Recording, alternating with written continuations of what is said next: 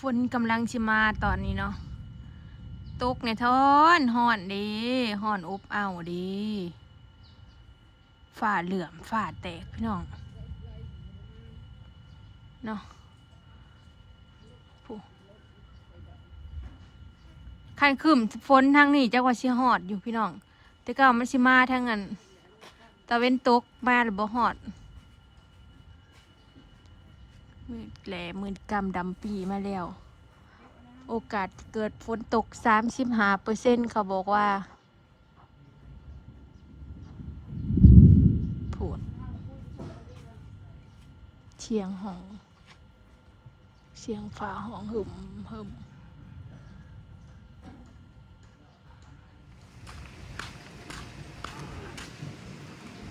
จะให้ยังหังกระตื่นบ่ไปได้รถตายเลยเอาเลยเอาเลยรถอยู่ได้จังว่าสิไปเล่นไปนั่นบ่รู้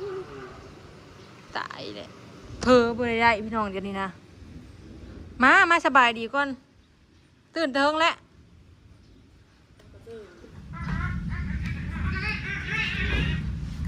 มาพ้นตกแล้วมาย่าน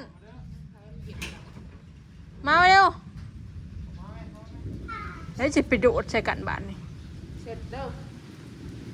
พ้นตกไปย่านลูกย่านเวียดผ้าห้องเพิ่มบริย่านตี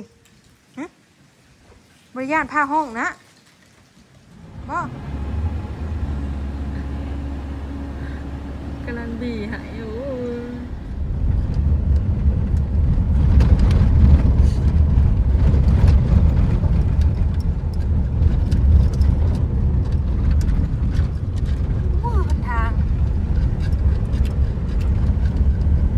สบายดีเด้อพี่น้องจ้ายินดีต้อนรับเข้าสู่ช่องสลอยเด้อพี่น้องเรากำลังจะไปไหนบ้านดงชิพนมาทางผีฝนบ่ตกพี่น้องอยู่บ้านข่อยน้ำฝนตก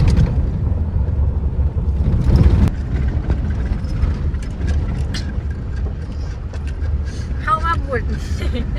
เอากำลังมาบุญบ้านพญายท่าพี่น้องบ้านสร้างท่าเนาะบุญบังไฟบ้านน้องบัวเนาะบ้านข้าเจ้าเนาะมันอยู่ท่ามันสิติกันกับบ้านเขมราชพี่น้องใกล้กันกับเขมราช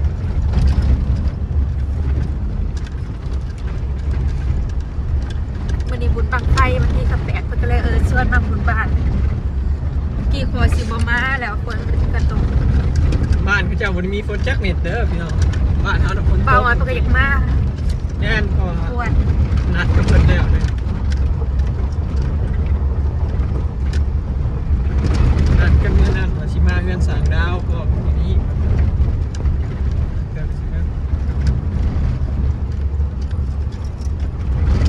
กายเราก็จะเฮ้ยอ้อยนากันนะมันจืดกันจังบ่ฮอดนะก็จืดโน่นเลยบุญวงไฟไงจะมาเฮือนนั่นสร้างข้าวพอดีถ้าลงบุญกันจะไปซื้อแต่มะเงาะให้แม่เลยก็ซื้อเมื่อพกไปย่างบ่แม่นเลยนี่เลยไปยานบังไฟ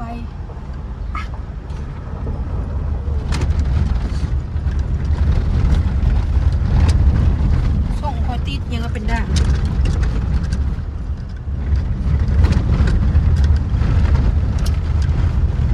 เจ็บตามเนี่ยนะถ้าโบใส่เวทนะเป็นอันนี้เลยพี่น้องหลายคนว่าใส่ตาแว่นแล้วมันคือนู่นนี่นั่นใส่แล้วสบายตาอัพเลยเอาแค่นี้เขาเจ้าก็เห็นบุญบ้านเดียวไงเขาเจ้าเป็นบ้านบ่ได้ต่อกับนายุ่งเลยค่ายคือบ้านเฮาสูงสูงอะไรอย่างประมาณนี้เขาก็เฮ็ดรุ่นนำกันอย่างนี้เนาะว้ายมาฮอดแล้วใช้เงินตะดาวนี่อันใช้เงินตะดาวโอ้อยู่นี่จะมากับไผจ้ะ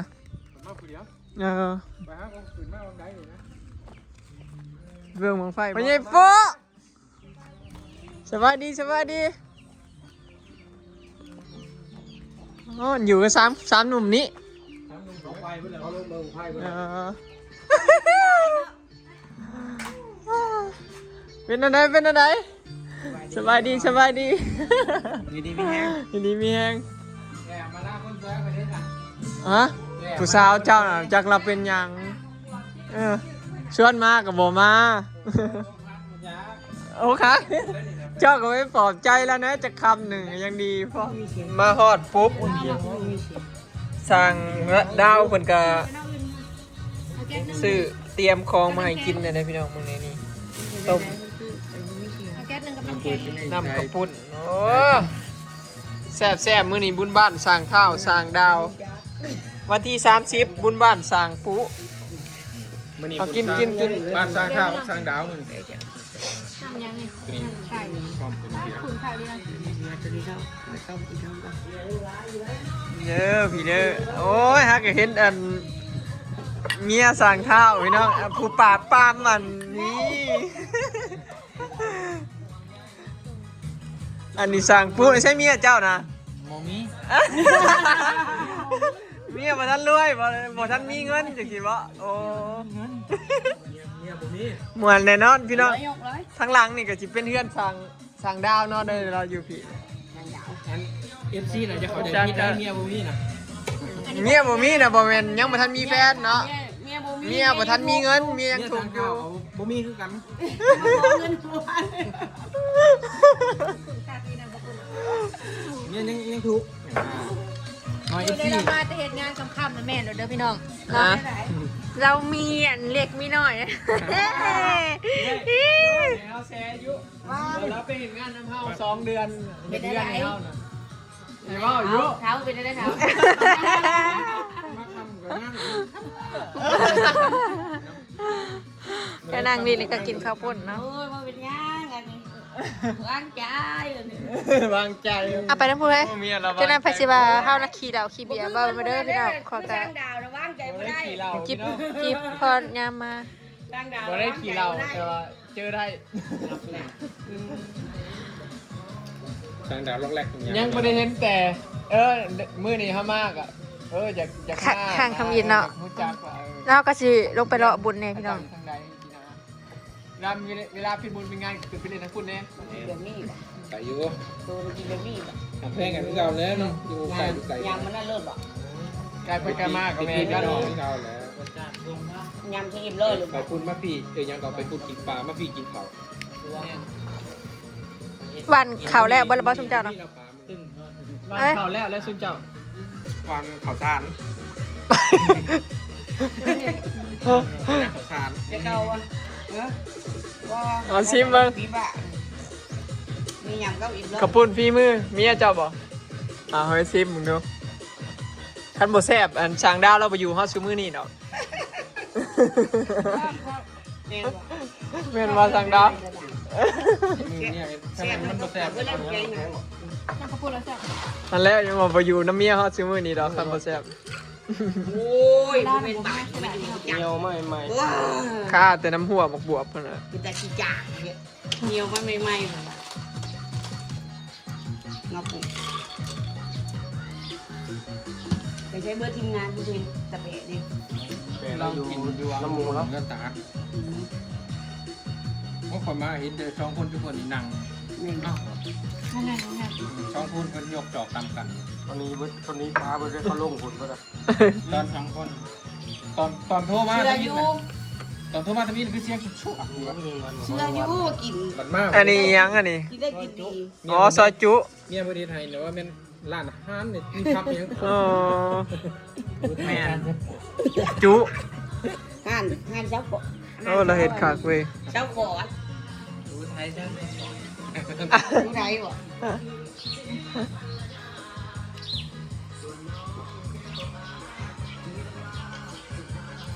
เขาล้มมงกินข้าวตะเวนแห่ เอาแล้วเด้อ โอ้สีขาวลำวงมาเลยนี่ ยังไปล้มมวน โอ้ย เขาว่าลง ยันบ่ได้เข่าอยู่คอย นี่นะทานพยานไทยเนี่ยนะยังไม่ส่ง หันไปหันไป เจ้าสิได้เมื่อส่งข่อยอยู่หรอก กันเมียแต่งเครื่องไว้ใส่ต้นกระเทียมไว้กับแกงมาส่งอยู่บันดง ภูมิใจมาก แล้ววงเขาลงอยู่ที่ฟ้องบอก หรือเลี้ยงเนี้ย อยู่เงียนแบบเก่าคือปีแล้วนี่แต่ว่า เคยมา ไปอันแล้ว เอามาได้ปีแล้ว มากับเมียนี่แล้ว โอ้ยมาปีกายคนแม่นผู้ดี ทำไมอันนั้นคนเลาะเบอร์อะไรแทนเนี่ย นั่นบอก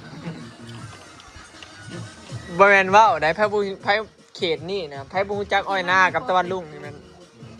เชยแล้วเนาะ แน่นแล้ว ตะกี้มันดังลีไหน ป๊อปมันดูกันไปตามหมด กูดักคืนแม่ อันนอกมันกัน เดี๋ยว น้องเปีย เบิ่ง เชื่อว่าทหาร ซิมต้มแซ่บ เรื่องทหารเรื่องกระดูกมันซ้อมอยู่ตาม ตาผม 2 คน ต้องไปดูได้พัวแล้วก็ไปนั่งสู้กันบัวคือโตที่ช้า ครอบครัวเนี่ยที่บอกแล้วครอบครัวเฮ็ดหาไปกันได้ครอบครัวไปคนมันเนาะ แม่นอย่าว่ายังไรนะสามเมื่อเล่นน้ำปอกคอยยังบ่มีเวลาเนี่ยเบียกพูนเจ้าของบ้านเจ้าของบ้านกำลังซอยเนี่ย เฮ็ดถุงอาหารไว้ครับแขกเพิ่นเอ้าบ่แม่นเจ้าของกันเชื่อยัง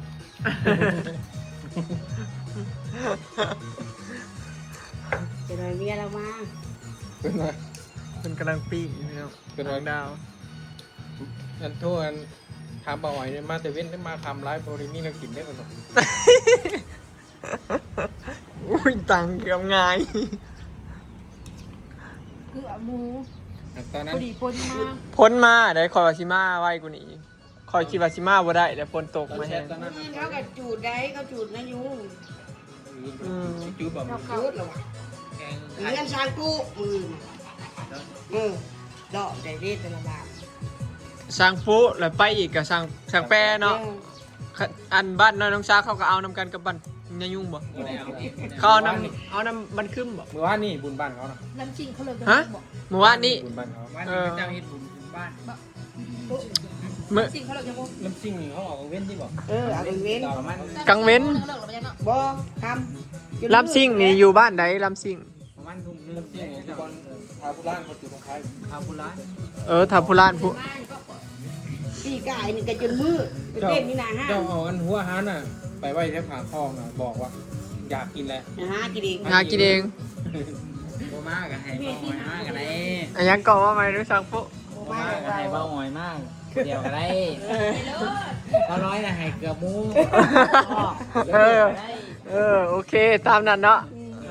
เจ้าได้ยินอยู่ อามาลาเราก็หาเอาได้ทำนี่ได้ เจ้าได้ยินอยู่เมื่อกี้นี่นะ ไปเลอะไปเลอะ โอเคจ้ะอนุญาตเลยเด้อบอกจางท่าจะเป็นพยานให้ โอเคโอ้ยอัดเสียงไว้ข้างในนี่อัดเสียงไว้ข้างใน เดี๋ยวสิข่อยสิมาก็เอามาละเด้อจังโป๊ะเดี๋ยวสิมาก็ไม่เท่าข่อยสองคน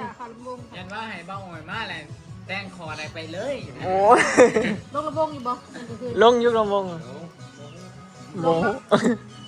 จะมาน่ะค่อยลง สิลงบ่ ถ้าในหอยมากน่ะค่อยลงถ้าในหอยหมูมากน่ะ แต่ทีแน่ๆนะมื้ออื่นแมันบ่ มือมือ มือนี่เขาบ่ทันเสียดิ้นระบง มือมือบ่ได้ฮะ สองมื้อบ่ มือมีแต่แข่งไฟเฉย วัดยาซิ วันที่30บ่ วันที่30เนี่ย หมอลำซิ่ง ลำซิ่งแล้ว กับระบง มีลำมุง โอเควันที่30ซะจังว่ากันใหม่ มือนี่มันสิมีแต่แข่งบังไฟกันธรรมดา แม่น อืม เจ้าเล่นเป็นเบ้าบังไฟเจ้าเล่นเป็นนะมาพอสิพาลงมาเล่น เล่นบ่เป็นแล้วอยู่เล่นเป็นแต่เล่นเช้านะเล่นบ่ค่อยเล่นบ่เป็น ร้องเนื้อขวด กายกล้องเอาผ้าเสียเขาจัง ว้าเล่นบังไฟเป็นหอยสิพาไปเล่น ประมาณนั่นแหละเชื่อได้แต่มีแยมลาบ่มาพี่น้องสร้างปุ๊กระโสดลูกเมียกับบ่มี บ่มี ลูกเมียกันยังบ่มีสร้างปุ๊นั่นเป็นทีม มาไปดีมากมา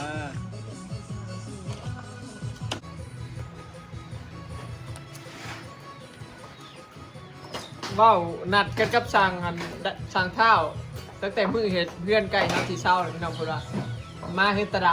วคนนะ คนได้คนบ้านอะไรประจ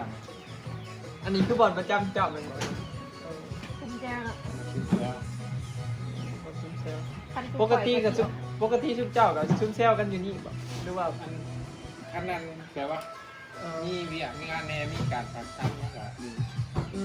ฉะนั้นลังมือก็เลิกเวียกมาเตเว่น แบะเข้าออกไปหน้าเนี่ยเนาะ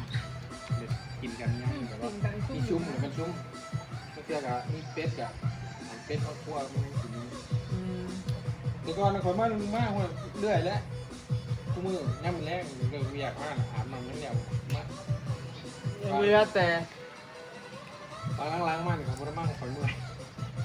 ข้าไปเฮ็ดเรียกที่บ้านเจ้า ไก่เนาะ มาแล้วเมื่อยมาเมื่อยมาก อดเอา